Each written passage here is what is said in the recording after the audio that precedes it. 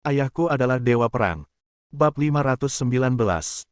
Tiba-tiba, Hua Yexiong dipukul hingga garing di luar dan empuk di dalam. Dia menatap Guan Qianjun tak percaya dengan mata membelalak. Kamu, kenapa kamu masih punya hadiah? Apa kamu mencoba melawanku? Apakah ini kalung mutiara? Kalaupun iya, paling banyak hanya mutiara putih biasa.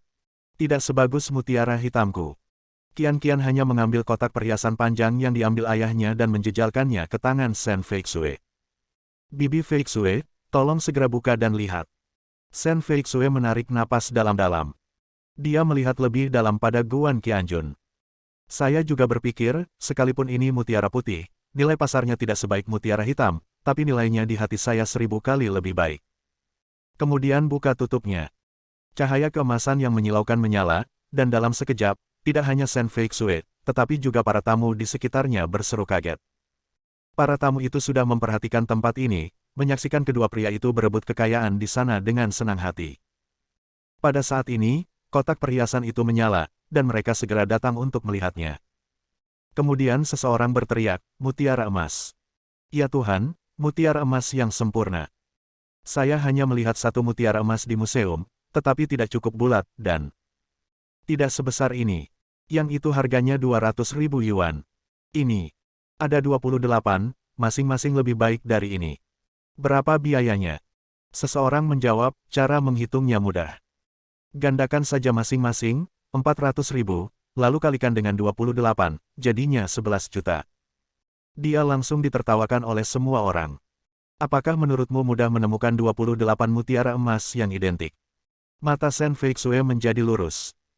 Saya memandang dengan tidak percaya pada kalung yang muncul di dalam kotak, yang merupakan yang terbaik di dunia. Adapun Hua Yexiong, jantungnya tiba-tiba terasa seperti pukulan besar. Dia melihat harta karun yang muncul di dalam kotak dengan bingung. Itu memang kalung mutiara emas. Masing-masing lebih besar dari mutiara hitam dan bersinar dengan cahaya yang lebih menawan. Shen Feixue bergumam, mutiara putih dapat dibesarkan secara artifisial, mutiara hitam dapat ditemukan di kedalaman sekitar 3000 meter di bawah laut, tapi mutiara emas harus ditemukan di bawah 5000 meter di bawah laut. Kamu bisa mendapatkannya. Seperti kata pepatah, satu mutiara hitam bisa ditemukan di antara 1000 mutiara alam, tapi satu mutiara emas tidak mungkin ditemukan di antara 10.000 mutiara alam. Benarkah? Apakah ini mutiara emas asli? Hua Yexiong tiba-tiba berdiri dan menatap untaian mutiara emas seperti serigala.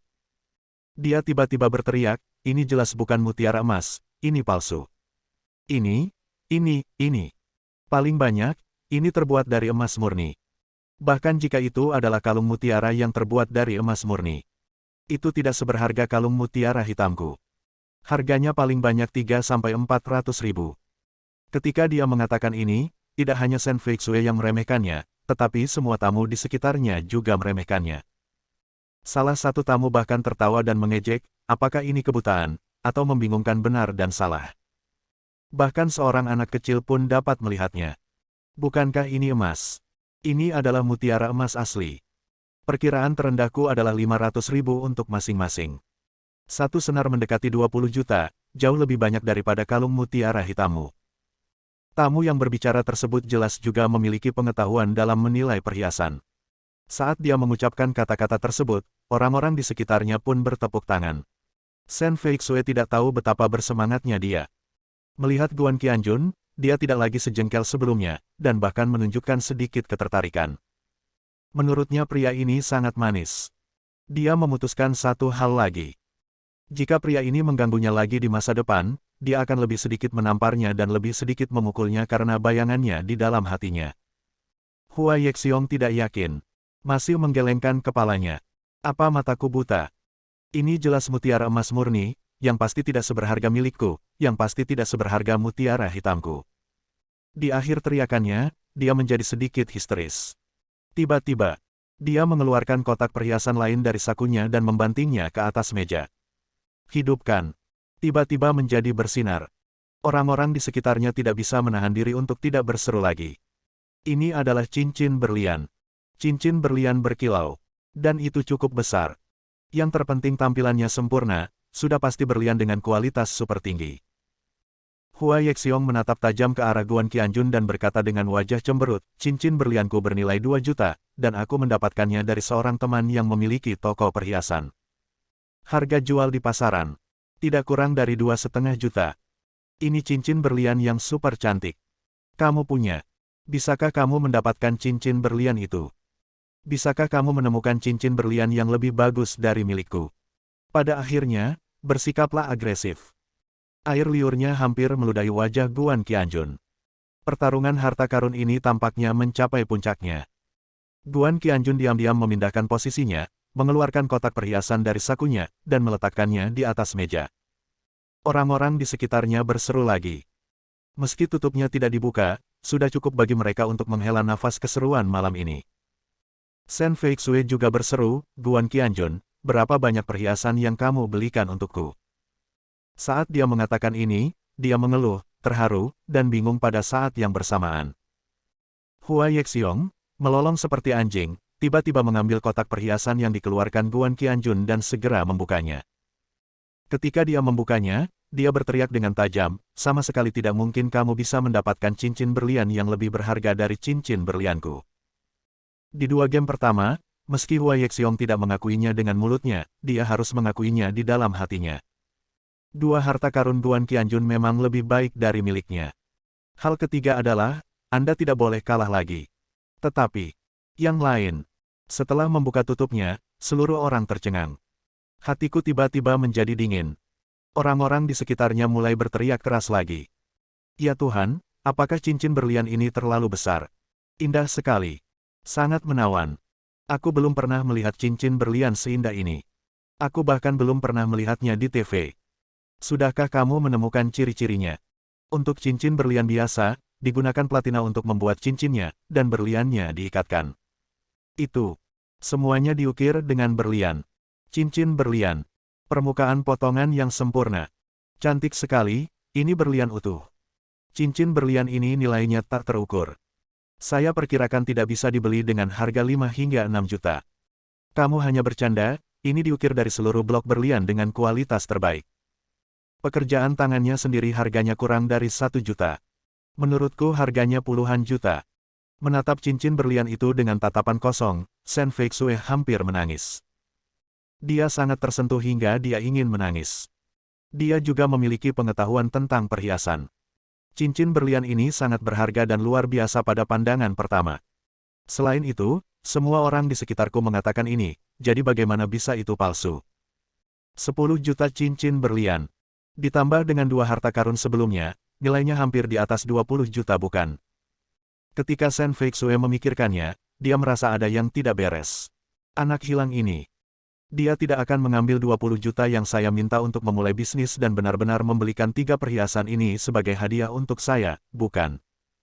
Namun tak lama kemudian, dia mengetahui bahwa bukan itu masalahnya. Karena Guan Qianjun memandang Hua Yexiong yang linglung dan berkata dengan bercanda, kamu mengeluarkan total 3 item. Apakah kamu punya lagi? Ada gelang, kalung, dan cincin. Bagaimana dengan yang lain? Misalnya, anting dan bros paling cocok dipadukan dengan jam tangan atau semacamnya. Lanjutkan. Sama-sama, teruskan. Bab 520. Menunjuk ke arah Guan Qianjun dengan ganas. Kamu benar-benar meremehkanku, bukan? Kamu benar-benar meremehkanku. Jika kamu memiliki kemampuan, kamu bisa melakukannya, tapi jangan minta aku melakukannya. Saya benar-benar tidak bisa mengeluarkannya. Hanya 3. Wajah Guan Qianjun tenang, oke, saya ambil.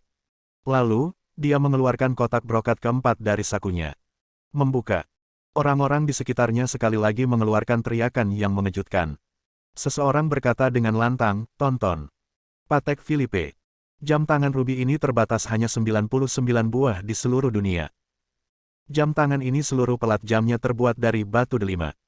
Talinya juga bertatahkan banyak batu permata pecah. Sangat berharga. Harganya hampir 8 juta, yang masih merupakan harga pasar.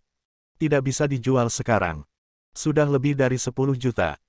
Dengan teriakan seperti itu, semua orang menjadi gempar. Saya yakin jam tangan ini harganya tidak akan kurang dari jam tangan ketiga yang dikeluarkan Guan Qianjun. Hua Yexiong, ini.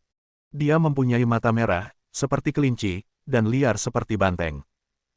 Dia berteriak, apakah Anda seorang sil yang dikirim oleh Guan Qianjun? Ambil saja jam tangan batu permata jelek, dan Anda masih mengatakan itu Patek Philippe.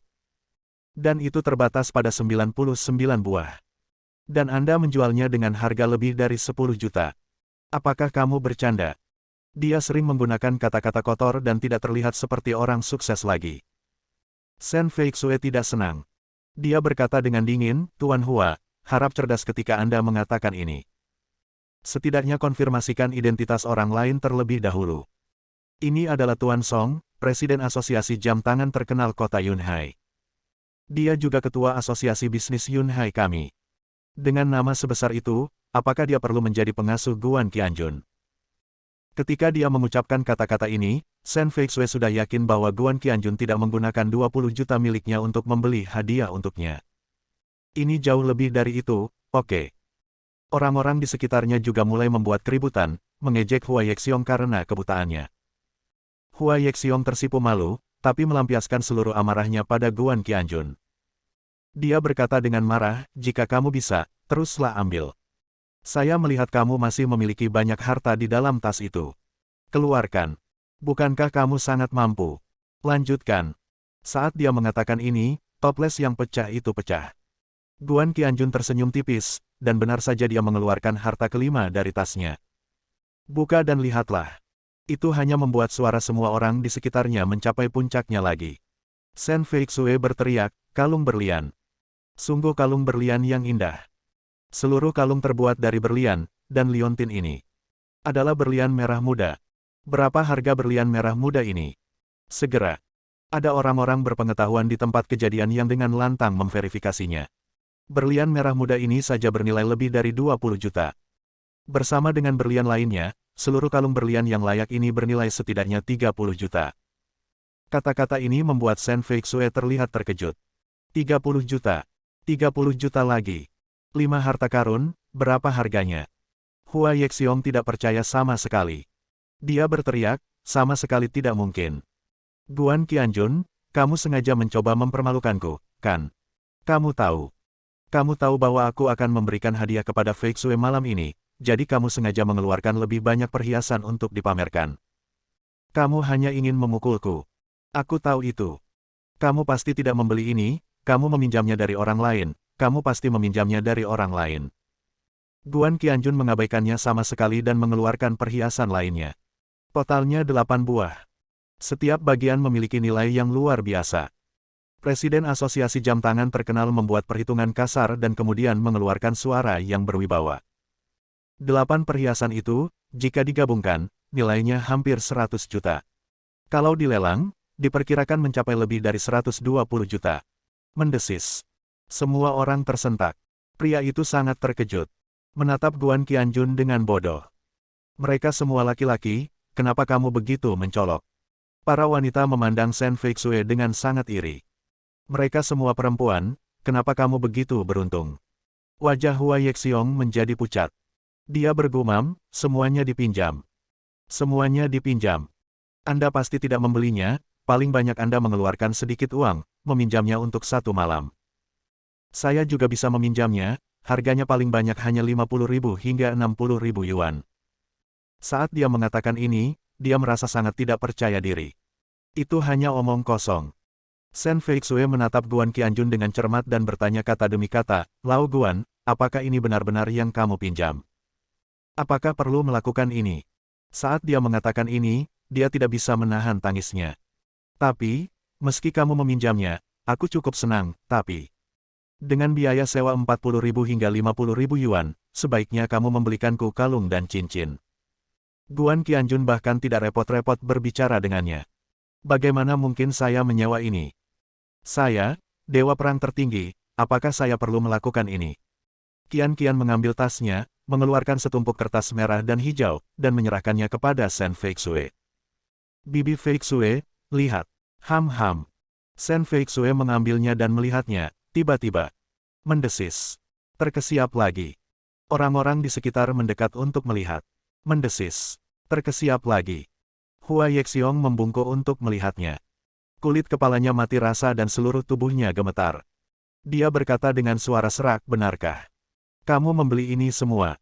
Kamu benar-benar membeli semuanya. Dari mana kamu mendapatkan begitu banyak uang? Ini 100 juta, bagaimana kamu bisa mendapatkan begitu banyak uang untuk membelinya? Aku membeli begitu banyak permata. Dan memberikannya kepada Fei Xue. Aku. Teriakan ini membuatnya merasa putus asa. Sangat rendah hati. Dia juga tahu betul bahwa jika dia bisa menghabiskan 100 juta untuk membeli perhiasan untuk seorang wanita, kekayaan bersihnya pasti tidak sepele. Bahkan jika dia menghabiskan 1% dari kekayaan bersihnya untuk membelinya untuk Shen Fei Xue, dia masih memiliki puluhan miliar. Ini adalah miliarder. Memikirkan bagaimana dia membayar 2 hingga 3.000 yuan untuk mempermalukan Guan Qianjun pada awalnya, dia ingin memukulnya sampai mati. Shen Fei Xue meraih tumpukan kertas berwarna-warni di tangannya, dan semakin dia melihatnya, dia menjadi semakin bersemangat, dan dia menjadi semakin luar biasa. Ini semua adalah invoice dari toko perhiasan, yang mencantumkan secara rinci jenis perhiasan apa dan berapa harganya. Ada juga tanda tangan pemilik toko perhiasan tersebut. Toko perhiasan ini juga termasuk 3 besar di seluruh kota Yunhai. Tentu saja, ini juga tentang tanda tangan Qianjun. Cek ini diberi stempel dan memiliki kode ketertelusuran. Sama sekali tidak mungkin itu palsu. Hua Yexiong kembali sadar sedikit, tapi masih berteriak dengan enggan, ini. Qian meliriknya dengan marah, "Huff, apa ini? Apakah kamu ingin mengatakan bahwa perhiasan yang dibelikan ayahku untuk Bibi Fei Xue semuanya palsu? Atau apakah faktur ini palsu? Jika kamu bersikeras mengatakan itu, kamu tidak bisa berbuat apa-apa, karena kamu bukan manusia, kamu hanya babi." Qian juga sangat kesal saat melihat Hua Yexiong bersikap agresif terhadap Guan Qianjun. "Itu ayahku. Bagaimana kamu bisa begitu agresif pada ayahku? Bagaimana dengan ketidakpercayaan?" Hua Yexiong tidak berani berkata apa-apa lagi. Dan orang-orang di sekitarnya memandangnya dengan sangat jijik. Dia sangat malu melihatnya. Dia tiba-tiba berbalik dan melangkah keluar. Lari saja. Tiba-tiba dia bergegas kembali, mengambil perhiasan yang dibelinya untuk Shen Fei Xue di atas meja, dan memasukkannya ke dalam sakunya. Sambil memegang tasnya, dia lari seperti terbang. Qian mengerutkan kening, "Huff, pria itu luar biasa. Bukankah dia memberikan barang-barang itu kepada nenekku? Mengapa dia mengambilnya lagi? Ada pria seperti itu. Sungguh memalukan bagi laki-laki. Untungnya, ayahku bertanggung jawab atas dunia pria. Bibiku, Fei Xue, tidak peduli dengan perhiasan kecilmu. Itu bahkan tidak bisa dibandingkan dengan rambut di kakiku yang dicabut ayahku." Bayi kecil yang lucu itu berbicara dengan penuh energi dan kebanggaan. Semua orang di sekitar tertawa. Shen Fei Xue juga tersenyum. Selanjutnya, semua orang kembali ke tempat duduk mereka di tengah helaan napas. Guan Qianjun juga memesan banyak makanan lezat, dan dia serta bayi kecil yang lucu itu bersenang-senang memakannya. Shen Fei Xue, dia tidak bisa makan lagi. Bersambung.